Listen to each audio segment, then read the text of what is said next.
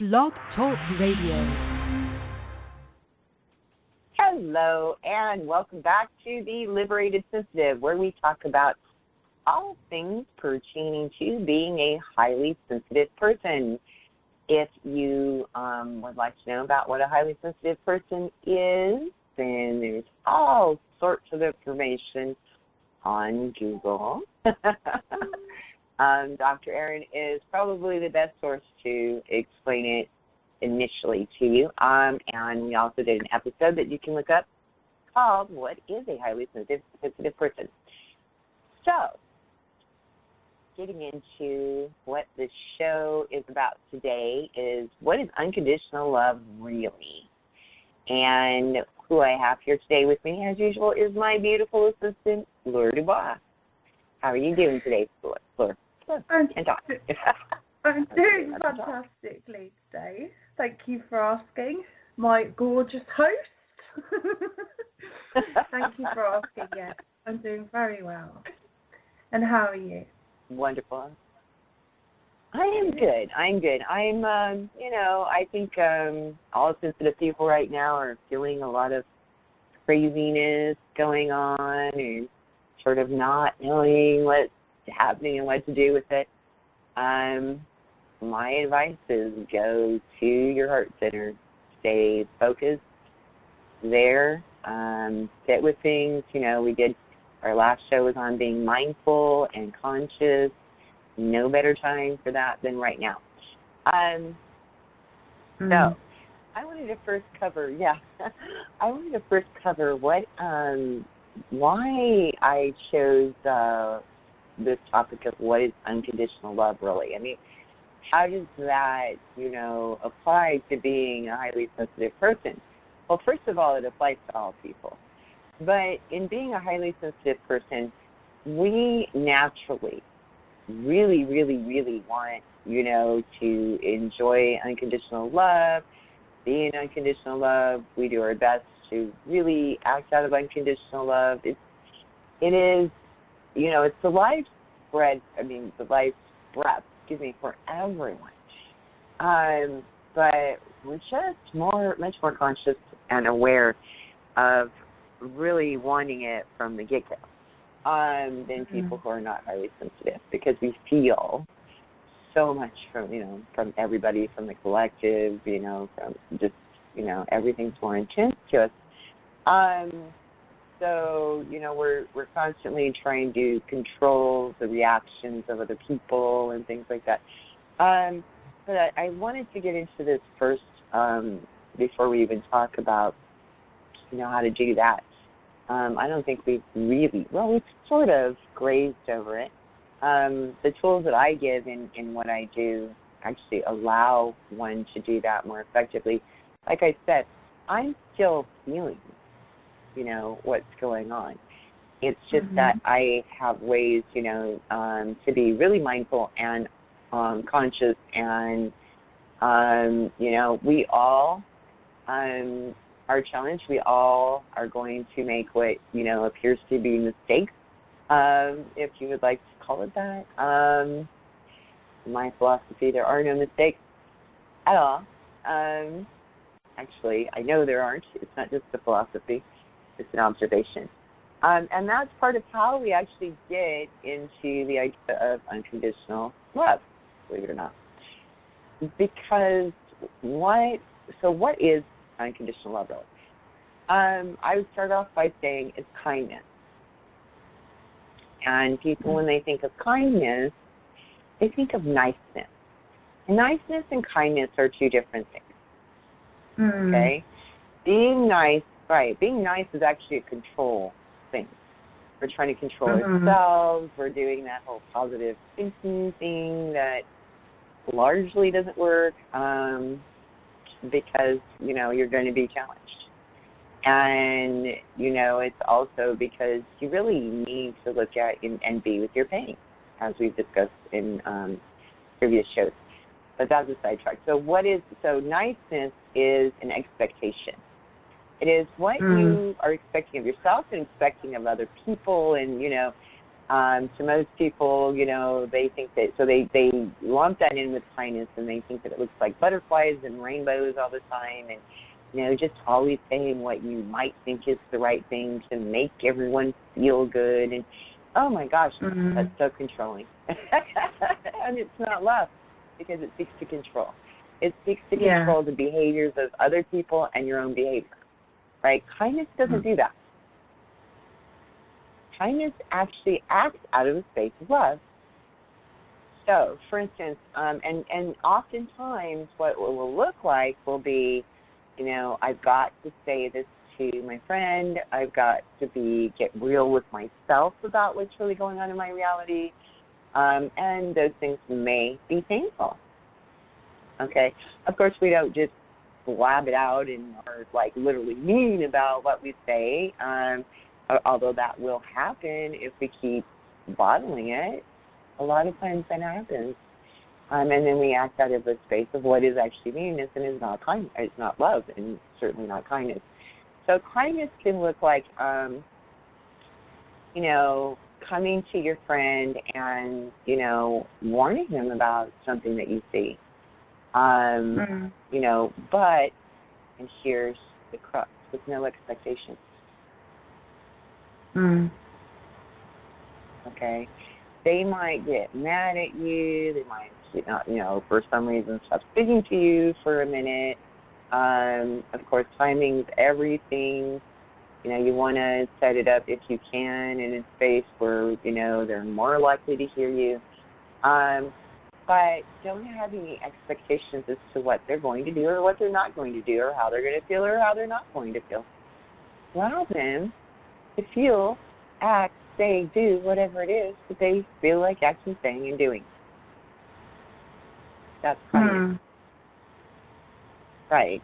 Because just like, okay, a lot of parents can probably relate to this. If you have a child and your child is, you know, getting ready, or even your friend for that matter, but they're getting ready to, you know, put their hand into something that you can see as an obvious open flame of some sort, you know, and this is happening quickly. Now, if I slap that person's hand out of the way, it may not look nice.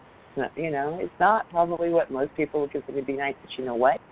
It's kind and it's love, right? So when we get into this whole thing of always, you know, being nice,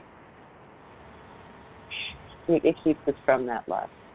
It really, really does. It doesn't allow it to flow love. And also those expectations. Unconditional love carries with it no expectation.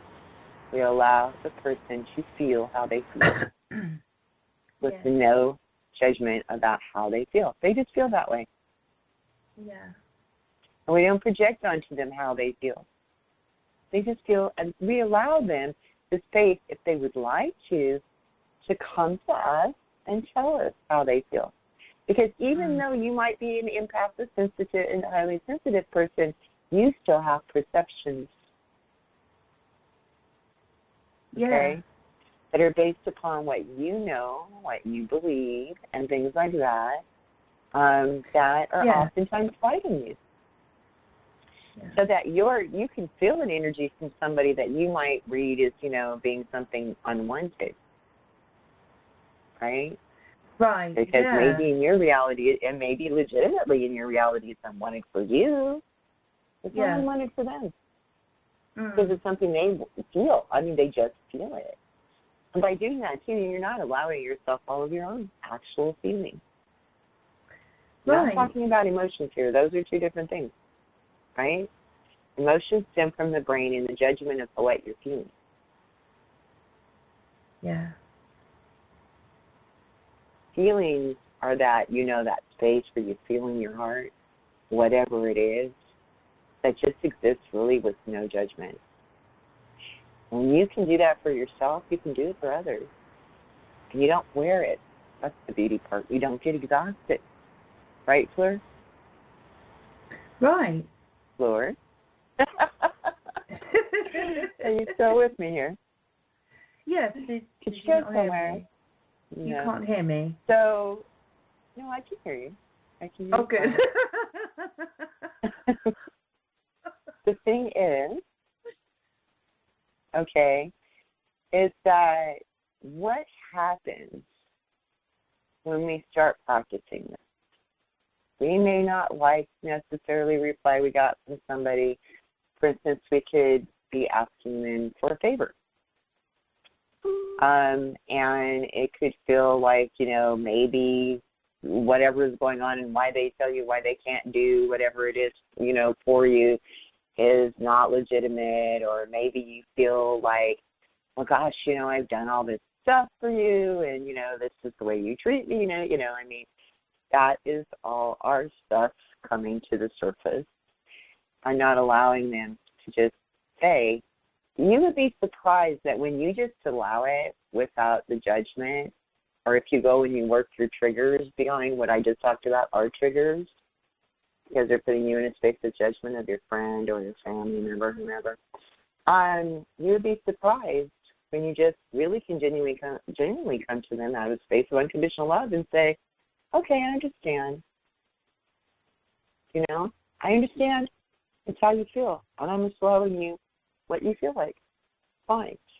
But you would be surprised at how many times a little later on they come to you and they're much more open, because they know that your love for them is not conditioned upon what they can or they cannot do for you. Now they actually oftentimes want to do more for you. Now, of course, if you have a person who is the kind of person who is, straight out much more manipulative and things like that, well, then you probably need to show them the door in some way, shape, or form, because that's loving you. Right. Right? But even when you show them the door, you can do so in such a way that it's actually left a little bit ajar.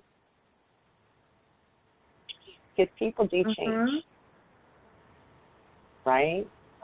That's what we call holding the space, right? Yeah. I don't hope that they change or they don't or anything like that. I just say, well, when you decide that you would like to treat me with respect, say that I'm trying to treat you with respect, you can come back through the door. I don't even have an expectation that when they come back through that door, they're going to exactly know how. Yeah. Right? But because I've learned how I can maybe give them some pointers if they ask. That's another thing. Giving a lot of advice, and I have been such a culprit of this in my life because I've seen so many things that a lot of people don't. But giving advice when it's not asked for. Yeah. Okay. That's a biggie, right? And something that a lot of us, especially sensitives, we have a problem with. Because we see things today. And we just really want to help. We really, right. It's really it's out of the space. I just want to help, because, oh my gosh, look at all this stuff that's going on. And oh my gosh, and I can see you're suffering. I want you to be out of suffering. Yeah. But when you don't allow them the space that they're choosing to suffer in, then you're actually disrespecting them. You're not allowing them to have their feelings. You're not being unconditionally loving. Now, you can offer them, certainly, would you like some help? Is there anything that I can do? If they come to you and they say no, fine. Yeah. Because they're saying they want to work it out themselves, or maybe there's another person that they can work it out with. For whatever reason, they don't feel like they can hear you right now. And it could just be in that moment of now. Because they could turn around to you 5 minutes later and say, oh, that thing where you offered me help, I'm okay with it. I think I might need your help. But because you don't come to them and you start barking at them, and that's what it's going to sound like to them, no matter how you present it. But when you don't come to them initially and you're not saying, oh, I need to come and help you, when they do want to help, they feel like they can approach you because they feel that unconditional love. They feel that space has not been judged. they feel that space, more importantly, of not being controlled, of not having that these expectations aren't existing, at least with you, right? Yeah. Because what they want, what we all want in unconditional love is freedom. So when we when we give other people freedom, we give them unconditional love. Freedom comes from giving them the space to be who they are. And we all of us on this planet, are working on this. We're working towards, really, really having that space. I mean, I've come so far. All of these things that I talked about, you do them all. Absolutely. Every last one of them. And, I still occasionally get, little triggers and, it's been a lot more lately. For a while, I didn't get any at all. But I do, and I sit with it. And I work it, and I don't beat up on myself because I'm unconditionally loving to myself, too. But I sit with it, and then I expand even further. Oh, look, this is the little piece that I was missing, or, oh, I see, this over here, or maybe it's just showing me that, I need to remove myself out of this situation, or maybe it's saying, okay, well, you could speak to people in this way, or, or you could write in this way that would be more effective to help more people, or, whatever it is. Those challenges, those, when you get to a point where you actually reprogram your subconscious, those challenges don't make you actually. I haven't been suffering through this. It's been very challenging. I've had a lot of pain, through what's been going on lately. But I'm not suffering. I'm not suffering in any way, shape, or form. Okay. Doesn't mean I'm not highly, highly challenged. I very much am. We all are right now. And I wanted to sort of touch on that too. And things that have been rolling around this morning. But I just, the latest one was Hurricane Harvey here in the United States anyway. And, people are just being, and I've even seen a few of my friends who are more unconditionally loving commenting and asking people, stop. The latest from what I've seen is people are complaining that certain people aren't giving enough money. They have more money than that, and they need to give more. So do you know what their situation is in life, really? And the whole, it's like the world is putting up these expectations towards people that are just truly unfair. Well, even the statement of unfair is an expectation. But I mean, what really kind of, how are we going to go forward and really get out of suffering when we're creating more suffering by pointing fingers at people and that sort of thing? We're doing the best that they can with what they have. And I don't just mean, because they have more material, some people would say, oh, well, Kim, there's these people and they have more material things.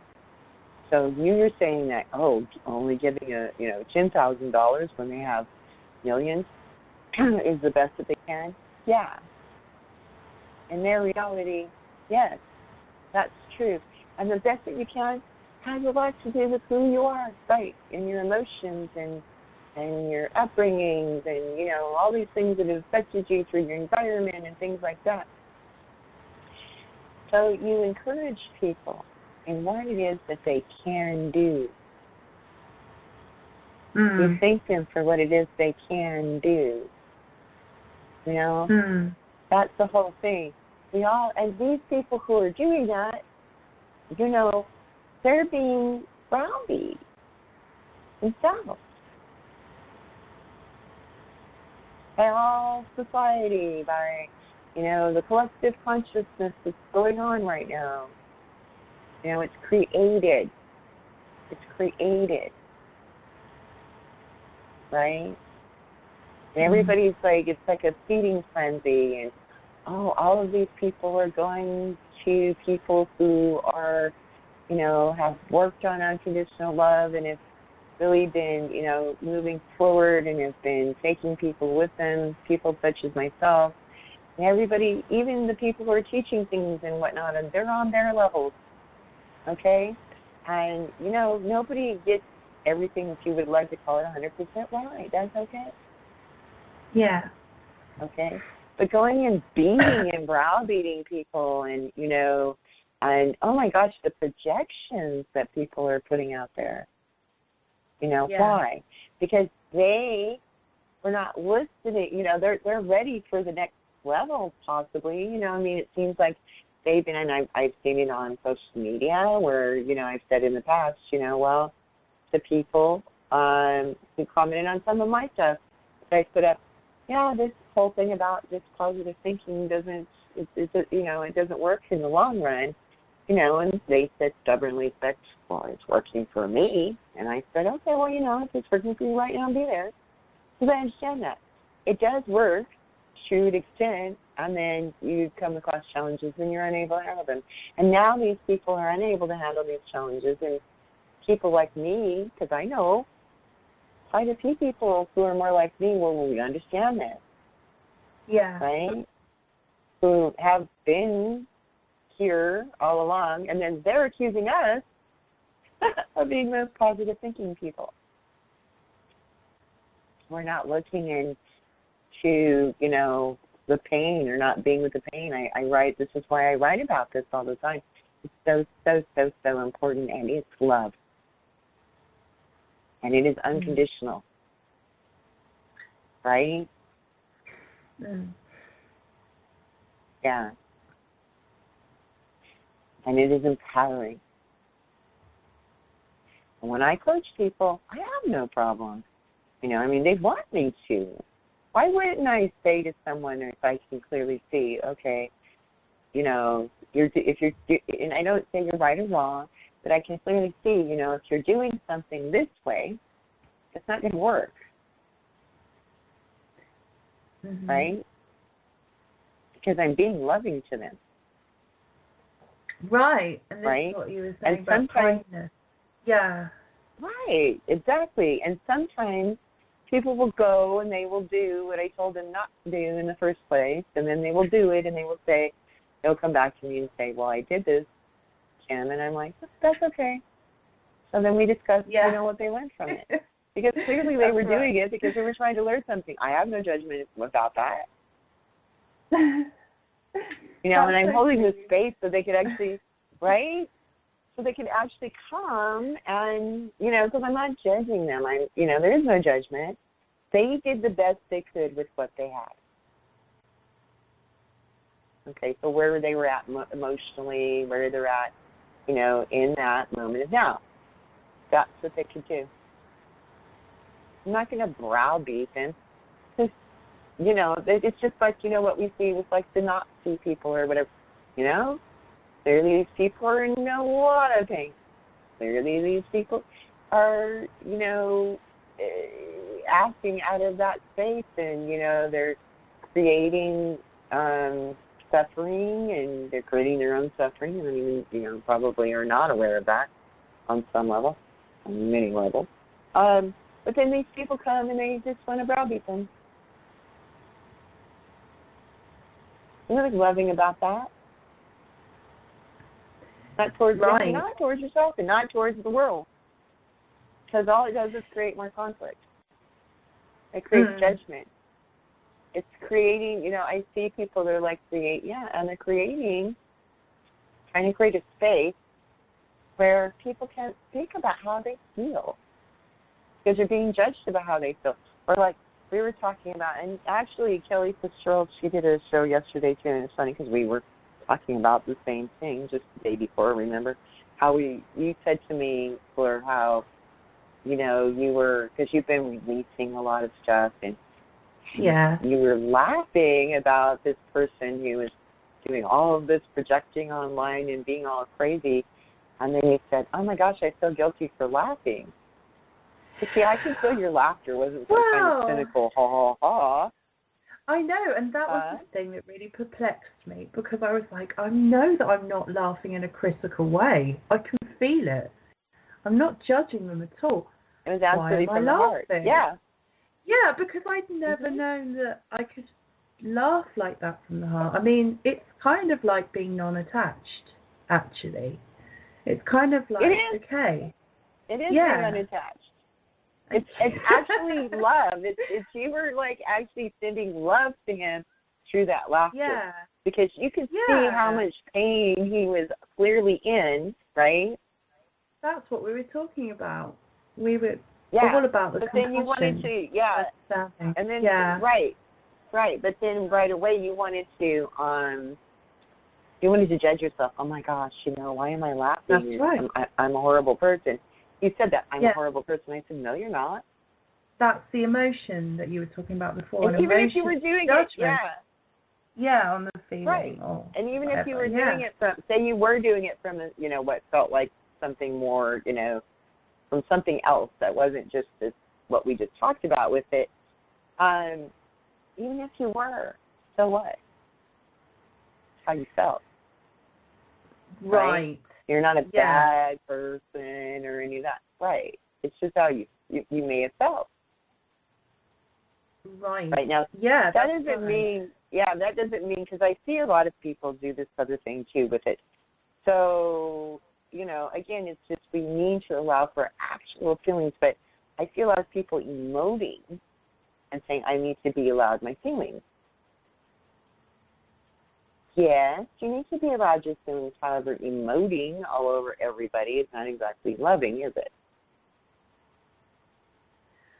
You are the one that allows your feelings. You are the one that... Be with your feelings. It doesn't mean because you have these feelings that you should go around emoting onto everybody else. That's not exactly loving, Well, yeah. If the people around you can't accept your feelings, then they can't accept your feelings. Well, no, it's not that. It's social media. When you're going on to social media, I'm talking about in public, like in a public kind of way, right? So if you're in a household, right, and you're having feelings or what, you need to be with your feelings, certainly. Going around and because you're in a bad, you're dealing with something and you're being challenged and you're, feeling of suffering, and then you're going around, I feel, and you're just projecting it onto everyone. Well, no. Yeah. Because rightly so, the other people in the way of self-preservation and loving themselves are going to say, you need to go take that somewhere else. Because that's like the blame game. It's about it being about somebody else. Do you see what I mean? That's what I'm talking about here, Fleur. Yeah. I am not talking about, no. And people do it on social media all the time. People on social media are just, and these people are this, and these people are that. And it's this person's fault, and this person's in blah. That's not love. That's not being a feeling. That is emoting. That is your subconscious telling you that how you're feeling is everyone else's fault. Yeah. It's true. That's it saying, you're not taking personal responsibility for you. Yeah. And you can be with your friends, and, we all need time to, vent or what. Yes, we do. Okay? But that's why we have friends, and that's why we have, spouses or whomever, or family of any sort, really. And we all have those people. Hopefully, if not, we can manifest that. It's a good thing to have, where we can, do that for whatever time, I've done it in my life. Right now, I just need to vent. Don't even pay attention to what I'm saying. At this point, I just need to get it out, Yeah. There's nothing wrong with that, right? No. It's just when you take the social media and your life becomes, and you just constantly, I see people, you know, and it's like a constant going on, then, you know, the tools to really sit with yourself and see, you know, like, why are you suffering? Right? There's nothing wrong with being in pain, even sometimes venting some of what you feel the pain is, but the suffering, right? And then what you're doing is you're taking everyone with you and wanting them to suffer, and that even when you're, gosh, you know, these people a lot of times, even when they think that they're doing what they think is the right thing, and I put this in quotation marks, the right thing, they are not really doing anything in the vein that they're trying to be in, is what I'm saying. Yeah. You know? Because there's art in that, you know, speaks of suffering and pain and, you know, all this, and I like those things, and we do need to see those things expressed, whether it's through poetry or, you know, visual arts or theater or movies or whatever, you know. Because those are a part of being human. Pain is a part of being human, you know. But when we're writing articles to just get everybody on our side with suffering, that's not cool. Right? And it becomes this echo chamber. Right? Right. And that's not love.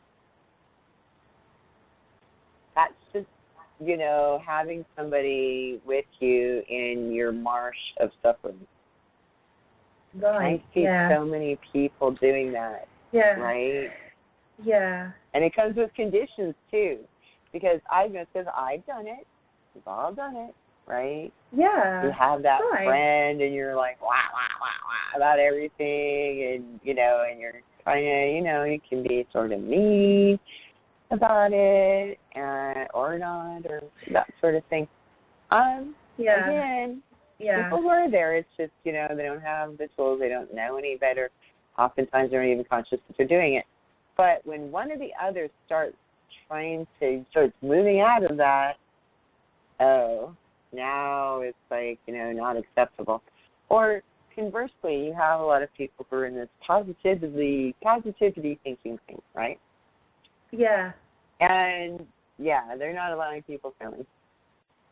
Yeah. It's not okay for you to make fun of something, or it's not okay for you to, you know, laugh about something, or it's not okay for you to feel the way that you're feeling. Suffocating. Right. They suffocate. It's like, you know, and they don't even know they're doing it because they're fooling themselves into thinking that they can just avoid and think positive, and that somehow that's being loving. And it's just absolute avoidance of everything. It absolutely is. Okay? Right. Everything in life requires balance, and everything in life requires that we allow whatever is come to the surface to be dealt with. To deal with it best as we can, not to try to stifle it, act like it's not there. Okay? And then what happens? You get to a point with this positivity stuff, right? You get to a point where, guess what? That's going to surface. And now you start beating up on yourself because you feel like you've done all this wrong thing. You're not good enough. You haven't been positive enough. You haven't been this, that, or the other. Yeah. Yeah. Oh, I used to do that to myself. You start blaming yourself. I know, right? Oh, my gosh, we're really good at that. We're really good at just beating the crud out of ourselves. You know, if I can just be positive enough, if I can just be loving enough, if I can just be this, whatever it is, you know, I will stop feeling, people will stop attacking me. You know what? People are not going to stop attacking you. They say it. It's a true story. They're not. And also the belief that you've as gone long as you're here on earth. So you falsely believe that you've gone backwards, and therefore falsely telling yourself that you haven't grown at all. Of course you have. Yes. Yes. Absolutely. Because of course you have. It's just, you know, like a lot of teachers will, you know, spiritual teachers will show you that, you know, it's a spiral. You come back to things and you go deeper and deeper levels with it. So there's that aspect of things, right? And you know, I always just, oh, look, it's a bigger challenge. That means that I'm going to be able to become that much stronger in my love. I'm going to be able to become that much more conscious or whatever, you know, I'm looking for. And it's endless. It really is. It's endless. Yeah. Okay? I mean, I've been in places where, you know, I could just be calm and be in meditation for, like, I've done that for a few years. I mean, I used to live in ashram, right? Yeah. And I was doing a lot of avoidance in order to achieve that. Yeah. And some people can spend a lifetime that way.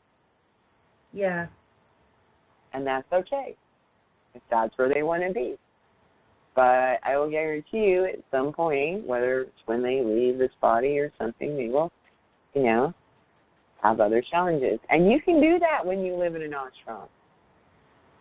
Or you live in a monastery of some sort, right?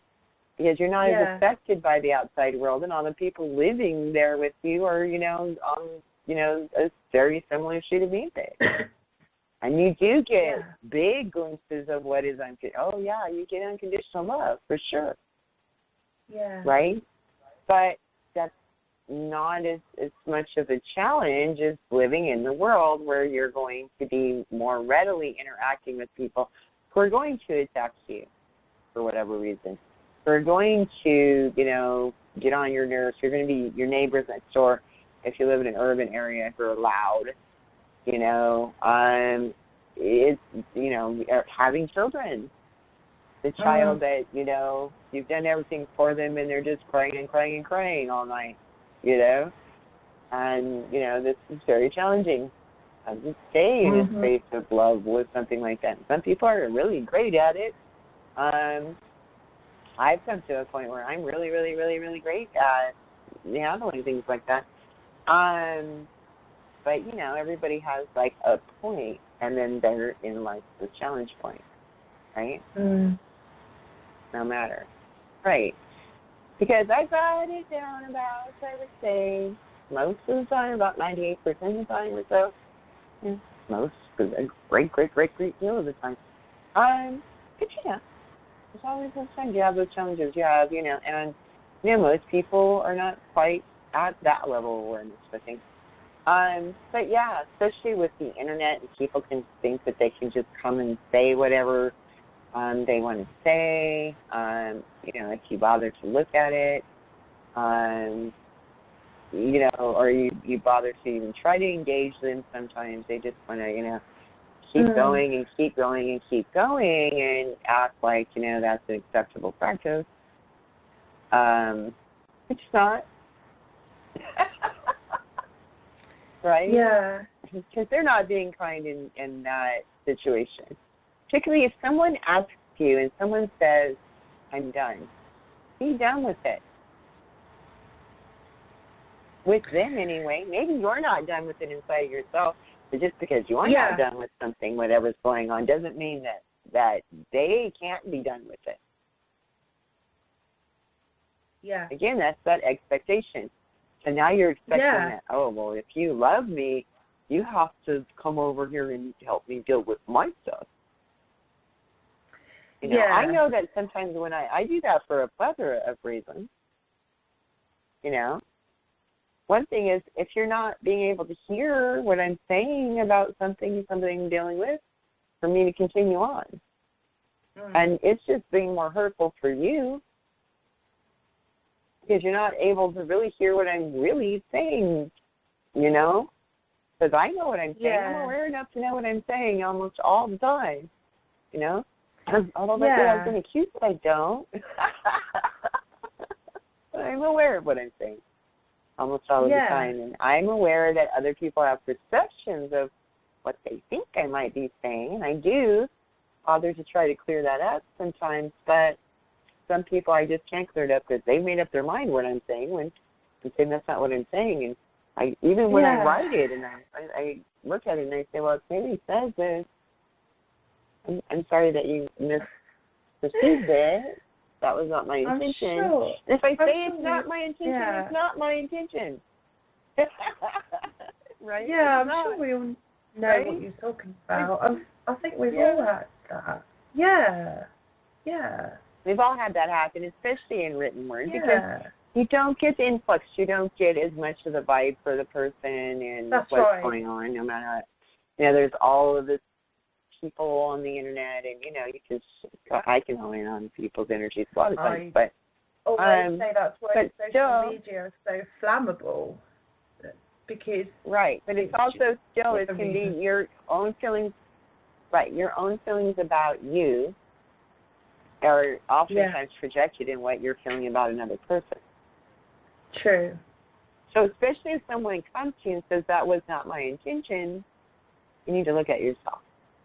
What is the, you know, what is your intention?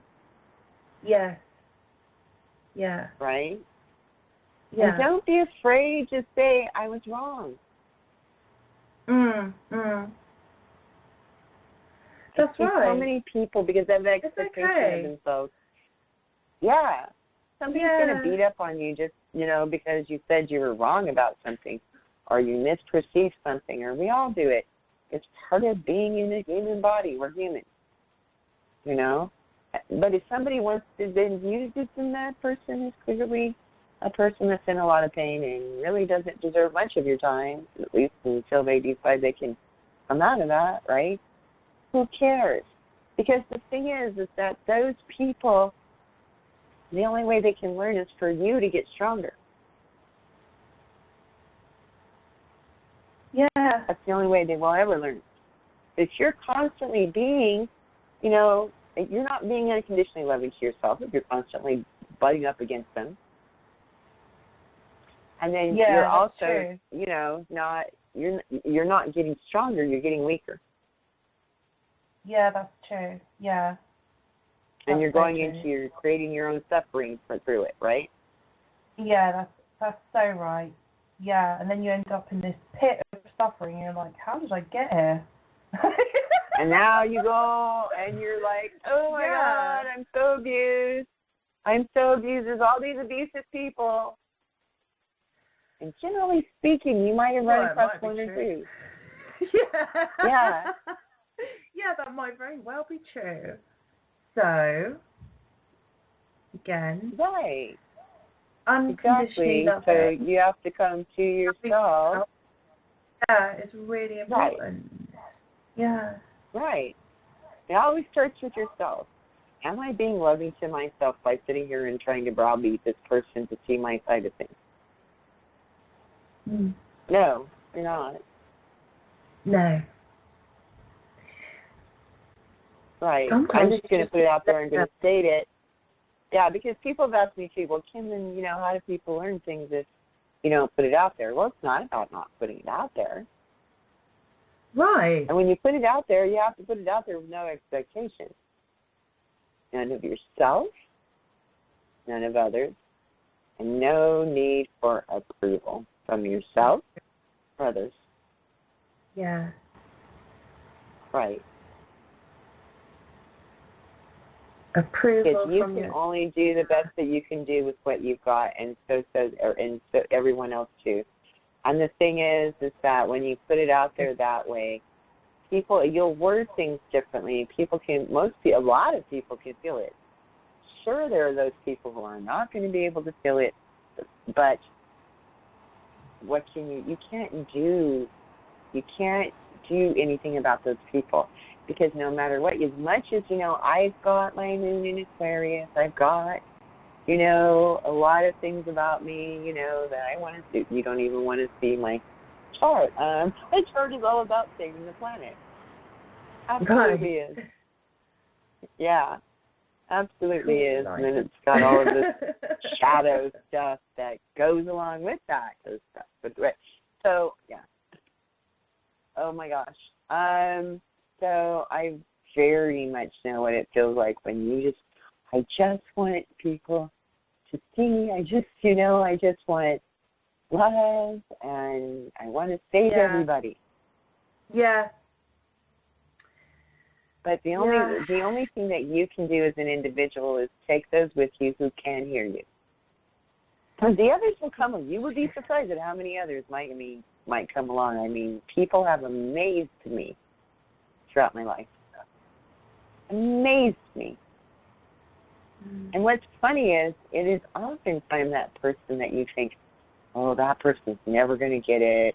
They're going to spend their whole life in suffering and being abusive to people and whatever. And then you see them 10 years later, and they're like, wow, okay, I learned all this stuff from that. And they're very different. Wow. But the thing is that I've learned that, and it's not just me. I'm like one cog in the wheel, obviously. But the more that, I do that, the more that I have those people around me. And people like that come around me are more likely to, get this sorts of things. I'm talking about the empathy and the okay to have feelings and the unconditional from a group of people. Right. So, See? yeah, it's actually more productive to not try to force people in the end. That's what you just made me realise. Right, yeah, because the thing is, because I wanted to put myself around and be surrounded by that group, not just for me, but for the planet, because then we can help more people. But when we're putting ourselves constantly around those people who are not ready, it's really what it is they're just not ready, for whatever reason. They're just not, okay? Then we suffer. We get taken down. We're not self-empowered, and there's no space for the other people who are ready. Who are ready. So you can only help people who are ready to hear what you have to say. Yeah, and one thing you taught me, and I see it now, is that there's always going to be somebody who's able to work with the person who's not ready for you. So they're ready for some other level, and they can work with them, right? Right. So you might be teaching at high school level, or you're teaching at, let's just say college level, right? And you know that it's more sort of college level, but they haven't gone through grammar school and high school yet. And then you're expecting that they're going to understand the college level. And here's something else that I've seen people do in, coaching or, some of the, especially the spiritual stuff, where they go and they say, oh, well, I'm going to put this out there. And I say, well, that's not true. That's not how that works. We've talked about it. You know that. Well, yeah, but, they can't hear that yet. And I say to them, well, fine.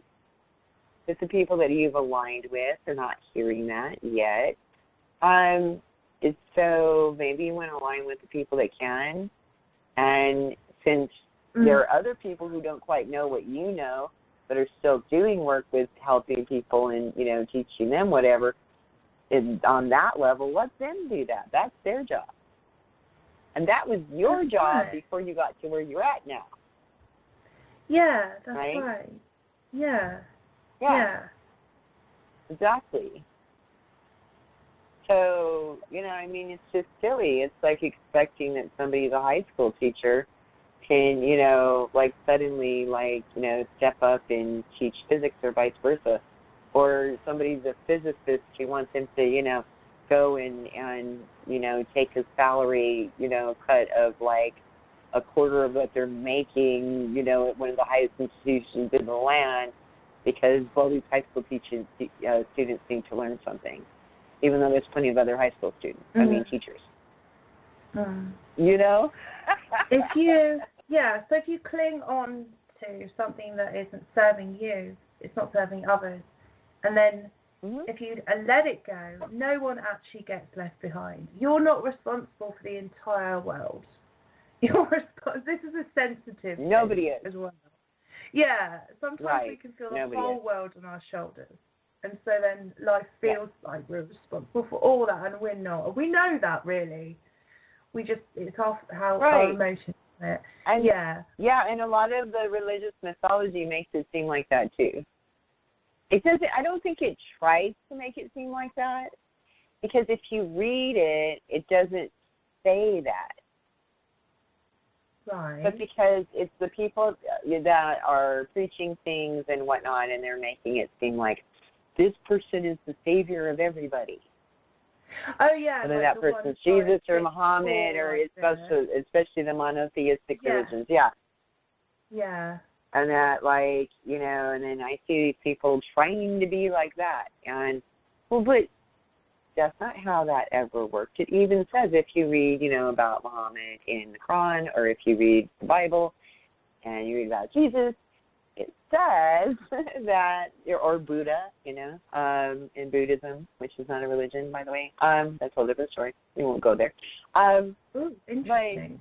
But they had, you know, like with Jesus, it says he had disciples, right? And then he went around and he traveled around and he, you know, taught certain people. And then there were other people that couldn't hear him. And, you know, all of that's all in there. So it wasn't like he was, you know, like what a lot of people, he never said he was a savior. In the Bible, it doesn't say he was a savior.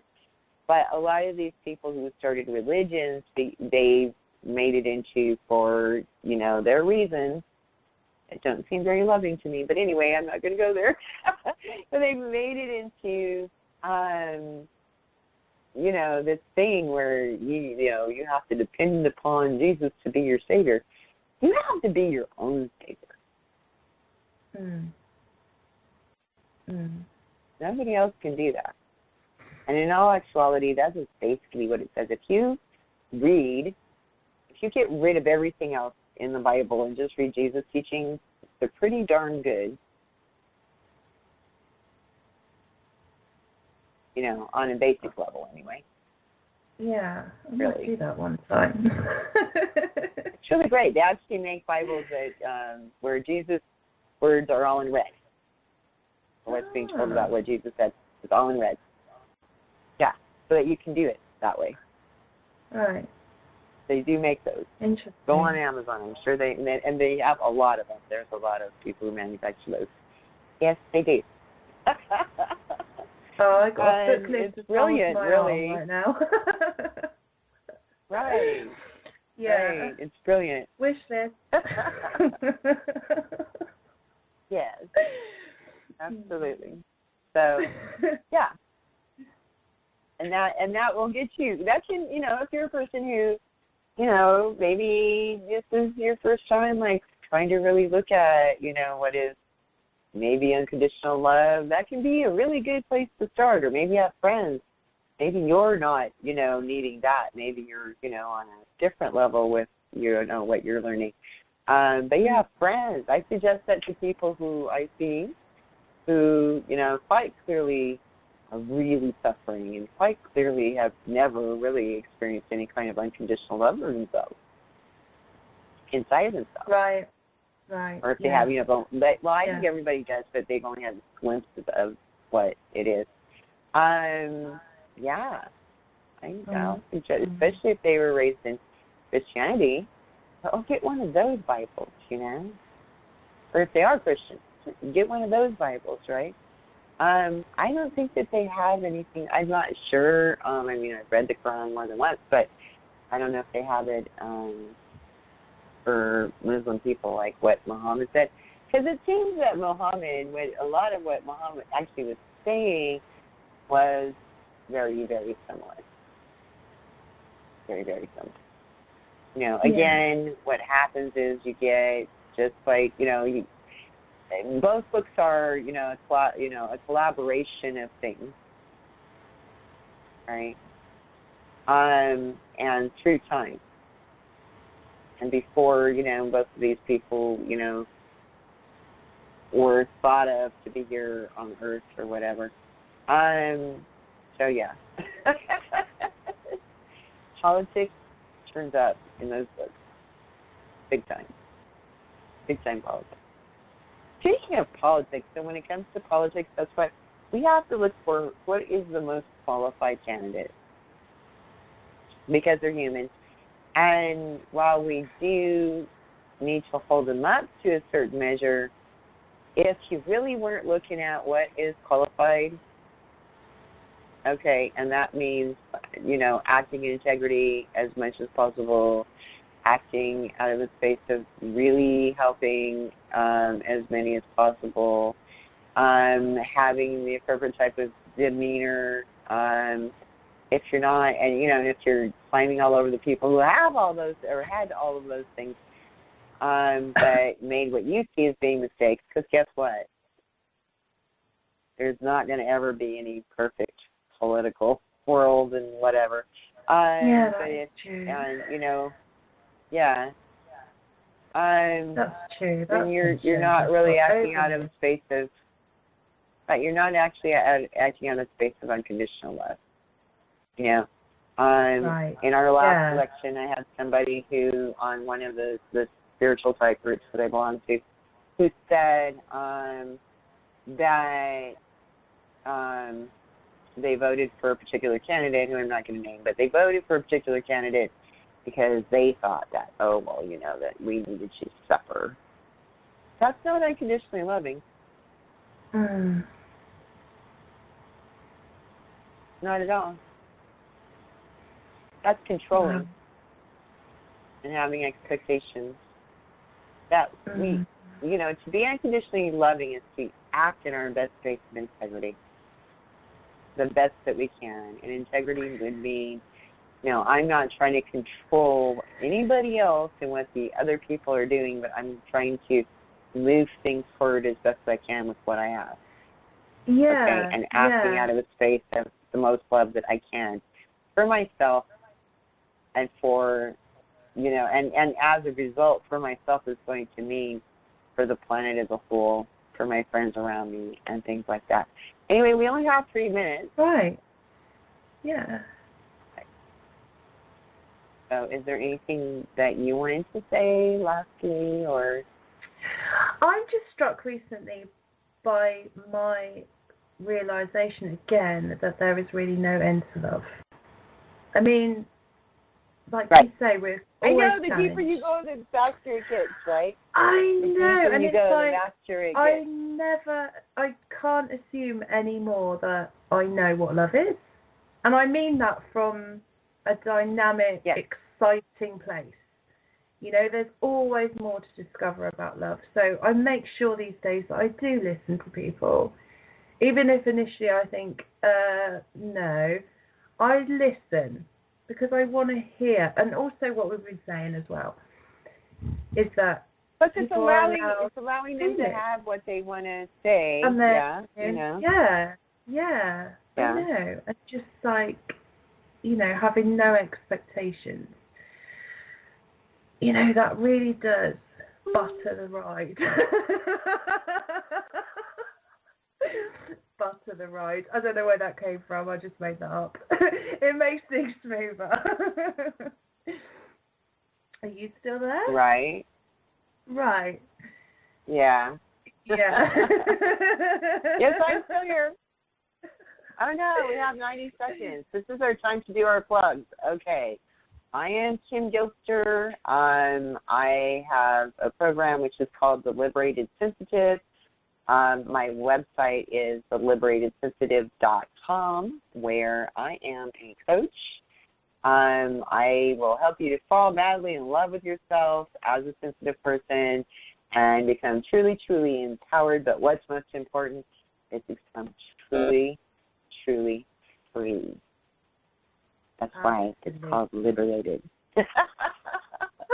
It's the freedom from suffering, the freedom from feeling like we can't completely be our authentic self and really, really shine and not. And as sensitive as we get in a space, we feel overwhelmed too much or tired or any of that because we feel so much. Yeah. Absolutely. And I don't just give you coping, I actually give you freedom. Where, yes, you have to take care of yourself. Yes, you do have to take care of yourself, but it's not all of this burdensome things and protections and things that, oh my God, are exhausting, and do anything that to make you feel free, just because that in of That's itself right. is like overburdened and makes us feel more victim-y, right? Anyway, have a lovely life. Yeah. Bye-bye. Bye-bye.